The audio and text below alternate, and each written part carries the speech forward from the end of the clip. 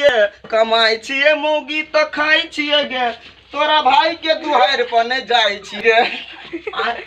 जाई छी कहियो काल टाइम मिले त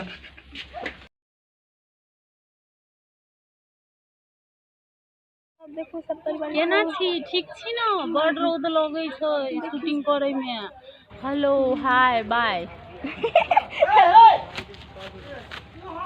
देखे छियै एते रौद में जे अखन ते जान से खेत तम बोलिए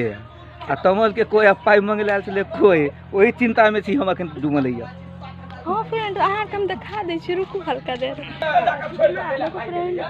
सब पर भैयारी जन के कहले गांव समाज के जाकर पेन दै छी तई एकरा झूठ तने बात चाहिए ना सुनु हमरो कहने चले शिवा भैया काम करेला हमहु काम कर देलिए क्रिया खो के खेत तमल के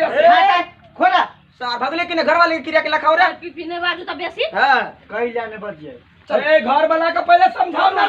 गाय करवा चल ना घर में गर्मी लागल है हमरा हमें त खूब गाय पड़ब से कह दी हां नहीं सुनू ना आहा एकरा बेवकूफ बनेलिए नहीं भाई हमर बात हां कहे सुनो ना अगर जे हमारे त गढ़वाना त मताई ना बैठ गताई गाय पर हां देखो चकोन दे हमर मताई बन के गाय पर के छकड़ देबै हां छकड़ देबै कहो के आगे निकल उधर देखा के भगा हम